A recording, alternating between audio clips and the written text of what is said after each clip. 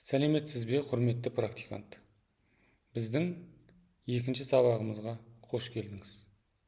Бұл сабақта біз практиканың бірінші кезеңі қыркүйек айында не істеу керектігін толық қарастырамыз. Қыркүйек сіздің мекемеге бейімделу айыңыз.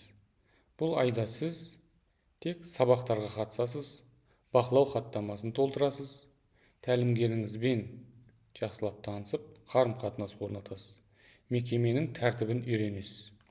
Ешқандай өз сабағыңыз жоқ, ешқандай ата-анамен сөйлесу жоқ, тек бақылау, жазу және талдау. Бақылау хаттамасы. Қыркүйектегі ең маңызды құралыңыз бақылау хаттамасы. Оны қалай толтыру керек? Хаттама 5 бөлімнен тұрады. Біріншісі уақыт. Сабақтың әр кезеңін минутпен белгілеңіз. Екіншісі мұғалімнің әрекеті. Мұғалім сабақта не істеді, не айтты, қандай қимылдар жасады. Үшіншісі оқушылардың әрекеті. Оқушылар сабақта қалай отырды, сұрақтарға қалай жауап берді, белсенділігі қалай болды. Қолданылған әдіс-тәсіл. Мұғалім осы сабақтың мақсатына жету үшін қандай әдіс-тәсілдер қолданды. Және ең соңғысы ескерту. Сабақта сізге не ұнады, немесе не ұнамады. Өзіңіздің сабағыңызда не қолданар едіңіз.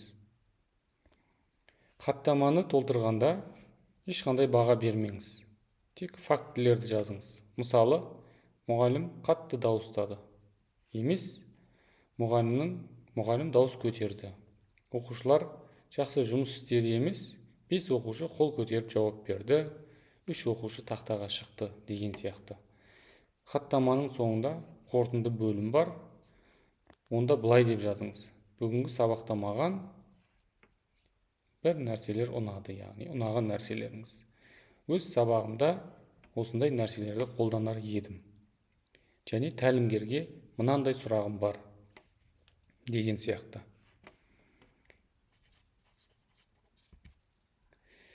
Тәлімгердің 3 типі бар дедік. Сол 3 типімен қалай жұмыс жасаймыз? Қыркүйекте тәлімгеріңізбен қарым-қатынас орнату өте маңызды. Еске салайық, тәлімгердің 3 типі бар. Егер тәлімгеріңіз біз атап өткендей ыңғайлы тәлімгер болса, онда оған жиі келіп сұрақ қойыңыз. Бүгін не істеуім керек деп сұраңыз. Оның кеңесін тыңдаңыз. Ризашылығыңызды көбірек білдіріңіз. Егер тәлімгеріңіз қатал болса, оның сабағына ертерек келіңіз, яғни кешікпеңіз. Барлық айтқанын дәптерге жазып алыңыз. Я, түсіндім деп жауап беріңіз. Дауласпаңыз, қарсы шықпаңыз. Қателік жасап қойсаңыз, немесе қандай да бір кемшіліктеріңіз болса, кешірім сұрап түзеліңіз. Егер тәлімгеріңіз талапшыл болса, онда ол сізден көп нәрсені күтеді. Бірақ қыркүйекте сізден сабақ өтуді талап етілмейді. Ол кісі сізден талап етуі де мүмкін. Ол неге әлі сабақ өткізбейсің деп сұрауы мүмкін. Жауабыңыз: қыркүйекте тек бақылау керек, қазаннан бастап сабақ беремін, соған дайындалып жатырмын. Осы уақытты тәжірибе жинақтауға пайдаланып жатырмын деп жауап беріңіз. Оның көп тапсырма беруіне дайын болыңыз. Кейде шектеу қоюды үйреніңіз. Жалпы бүгінгі сабақты қорытындылайтын болсақ, қыркүйек айының соңында сіз 15-20 сабақтың хаттамасын толтыру керексіз. Яғни, сонша сабаққа қатысып, нәтижесін хаттамамен көрсетесіз.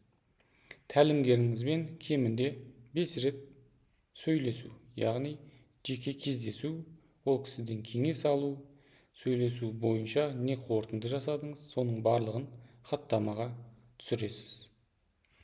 Бұл айда сіздің басты мақсатыңыз бейімделу. Тек қатысып, тек тыңдап, тек жазып алу.